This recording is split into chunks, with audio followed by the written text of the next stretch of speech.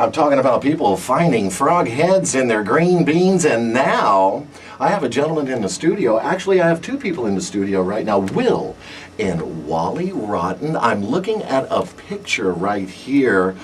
Which one of you has the nail in their head? That is me. That is you. And Will. which one are you? Will. You're Will. I guess the first question in everyone's mind would be, why and when? Well, what you're looking at, Roger, is an actual x-ray. That's not photoshopped. No, that is an actual x-ray of my head with this nail, or a nail just like it. If you'd like to go ahead and take a look at that. Please, hey, please. ladies, listen quick. That's the nail.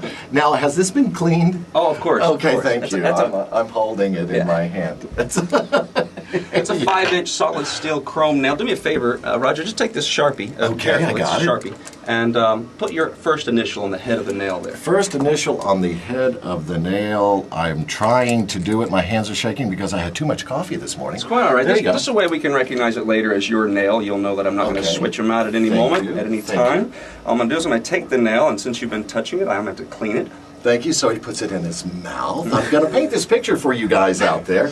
By the way, today, starting at 1:45 out at Ripley's, these guys are going to be out there doing all kinds of stuff. Nails in the head and sword swallowing and lots of stuff going on. But right now, Will, you're ready to do this. I'm going to be quiet. Yeah, this is actually a stunt that Robert Ripley coined the phrase, the blockhead. And Melvin Burkhart used to perform this many years ago, and Robert Ripley coined the phrase, the human blockhead, and that's what I'm going to now present to you.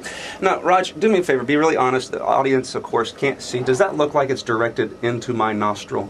Will, you know, I'm going to say, unfortunately, yes, it's right into your little nostril hole there. Good. Just keep a good close eye on it for everybody. Are you going to talk while you do this, or shall I illustrate? You can illustrate as you want. Ladies, listen to this. Listen. Does it still look like it's going up my nose? Yes, it's still going in his nose. He's about 3 inches. He's like 3 inches into a schnoz. Oh, wait, I think I have a hangnail. Oh, you got more than hang. And there we go, 5 inches straight directly into my skull, all the way to the hilt. Okay, this is what we have, guys. I'm going to paint the picture. I have a gentleman sitting here in a very nice gray suit, got a necktie, his hair's looking good. He's kind of dapper, if you will, but he has a 5-inch nail into the right nostril of his nose, and I watched him bang it in with a 16-pound or penny hammer, or whatever that thing's called, 16-ounce hammer. That doesn't hurt?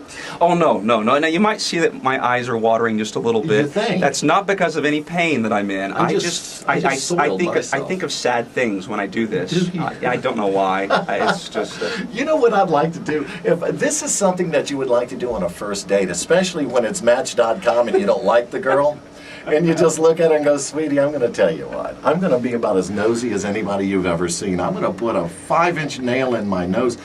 I gotta ask you this, Will, really, when did you do it for the first time? Come on, man, that's just not a normal thing. You don't get in the mirror and go, I'm gonna put a nail in my nose. Well, you were talking about green beans earlier, and just as a child, I started sticking green beans up my nose. And after several trips to the hospital, I moved on to nails. Yes, and started out with a very small nail, and then I got larger and larger. It just dawned on me, Roger. Can I share this? I know, Will, I interrupted, but ladies and gentlemen, as he's speaking to me right now, I have to admit, having been in the industry since I was like 14.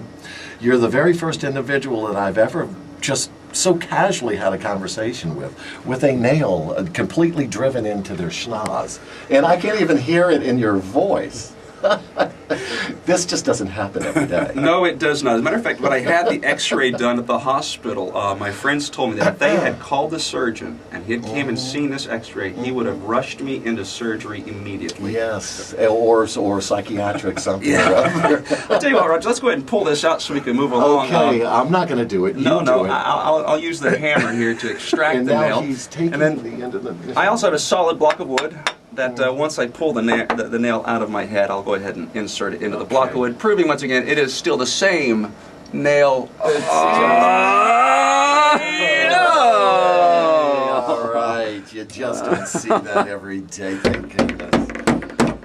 Into the solid block of wood. Roger, is that your initial? Yeah, I'm not touching it. it. No, that's yours. It's a family heirloom right there, Roger. Yes, that's all yours. This is something that you don't see every single day.